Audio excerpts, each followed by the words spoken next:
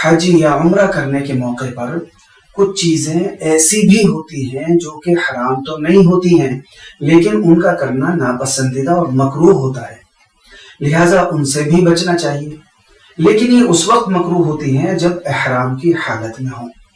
وہ چیزیں یہ ہیں جیسے سر یا داڑھی میں کنگھی کرنا، سر یا داڑھی کو ایسی طرح کھجلانا کہ بال گرنے کا ڈر ہو، یہ مکروہ ہے۔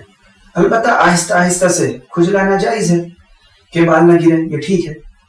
اسی طرح خوشبو کو چھونا یا سونگنا یہ بھی مکروہ ہے، البتہ لگانا حرام ہے خوشبو کا، اور اگر بغیر ارادے خوشبو آ جائے پھر کوئی حرج نہیں۔ ناک، تھوڑی، گال کو کپڑے سے چھپانا بھی مکروہ ہے، ہاتھ سے چھپانا جائز ہے۔ کچھ چیزیں طواف کے دوران مکروہ ہیں، مثلا فضول اور بے فائدے بات چیت کرنا، دعا یا قرآن پاک اتنی تیز آواز سے پڑھنا جس سے طواف کرنے والوں کو یا نمازیوں کو الجھن ہو، یہ بھی مکروہ ہے۔ ناپاک کپڑوں میں طواف کرنا مکروہ ہے۔